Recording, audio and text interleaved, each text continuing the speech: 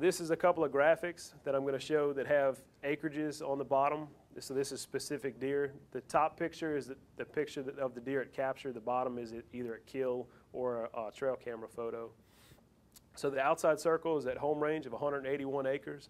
The core area is 31 acres on the inside. Like I said before, that's a 40-acre cut block.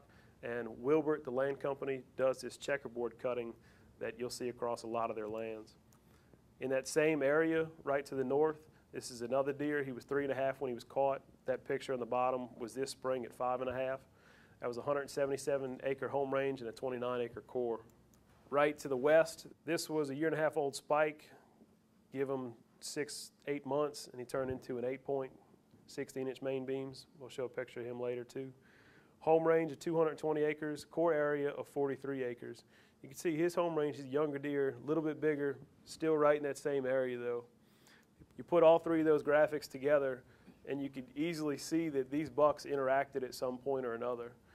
Like I said, in the spring, those bucks will group up in little bachelor groups, and I caught all three of these deer on the same night in that same field, more or less, so they were buddies at that time. But when it comes down to it, looking over a yearly basis, they have their own little areas. But notice the core areas are definitely distinct. This is in that same area. It's the 181-acre home range with a 31-acre core. This is a different deer, same cutover, 22-acre core on that one. And we'll refer to that one as the buddy system. These guys were buddy-buddy, right on top of each other. But when I was doing telemetry on these deer, it was very distinct that the deer in the yellow preferred the right side of that 40-acre cutover. Even though it was a little itty-bitty spot, he preferred the right. The deer in the orange preferred the left, and you can see that in this graphic as well.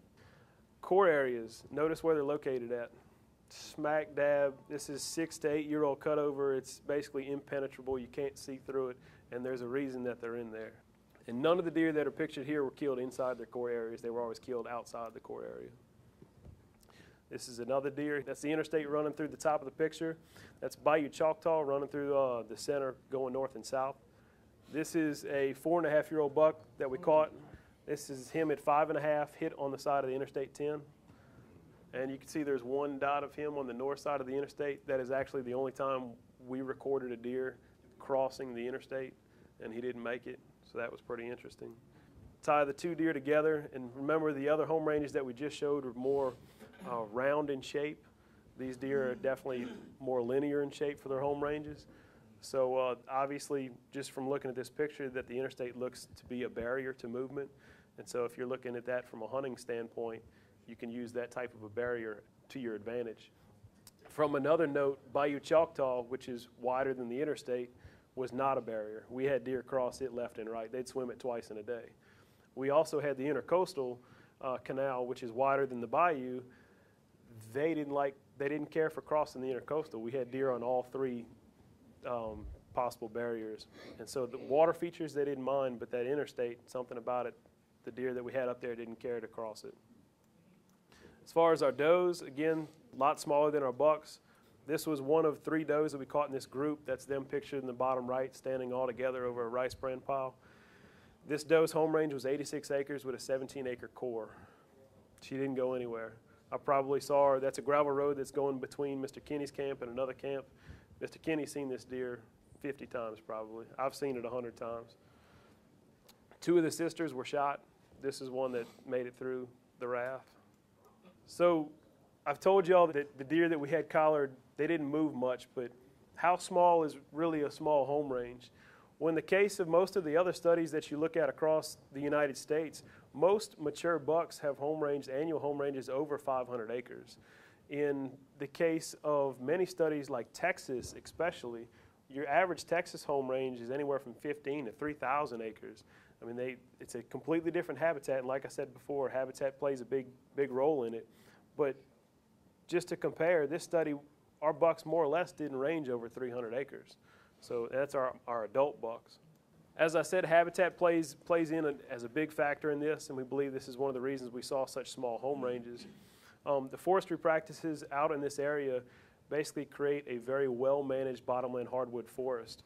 And it's a juxtaposition of habitat types, basically placing different types of habitat right next door to each other gives deer a buffet, basically.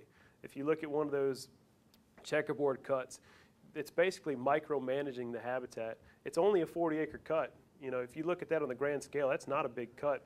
But what that does is give deer a lot of different options as far as food, and food at different times of the year. And that's, of course, that's real important to a deer. And if you offer deer all of the resources it needs in a smaller area, it doesn't have to travel as far, or it shouldn't have to travel as far. So those cutovers provide a lot of early successional species for deer to forage in and to hide in. Lots of browse, protective cover, and bedding cover, and we saw that especially during springtime and summertime. Another interesting note, we also saw when spring turned to summer, springtime the deer spent a lot of time in those cutovers. Summertime, instead of staying in there all day, they would move into the cool thermal cover of that mature woods. That was neat. And then they would move back into the cutover at night to feed. The mature forest, come fall time, that's where your mass-producing trees, that's where your acorns were. And then, of course, there was browse on the ground there as well. And then that provided thermal cover that was really important during the summer. On the next note, we'll move on to survival now. And the way we monitored survival was that radio collar also had a mortality sensor. So after 8 hours, if that collar hadn't moved, it would basically, the way we heard it would change, and we would know that something was wrong. Either that collar had fallen off, the deer had died, or the deer was shot and not recovered. Something had happened.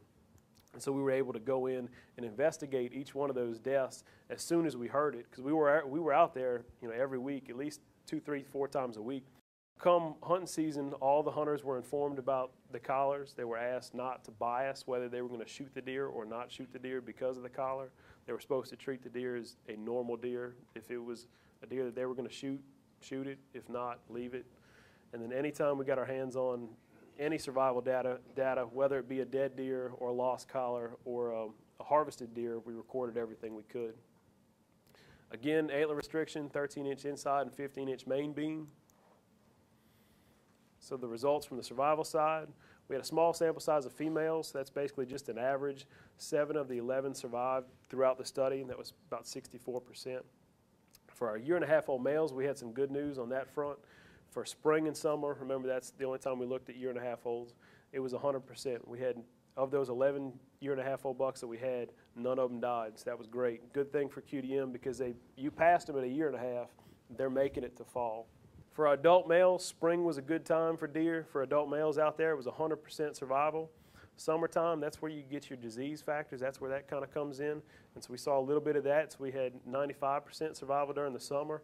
And then fall is when the bullets flew, and that dropped it down to 55% right there. You look at it over an annual basis, you basically got a 50% chance if you're an adult deer on that study site to make it through the year.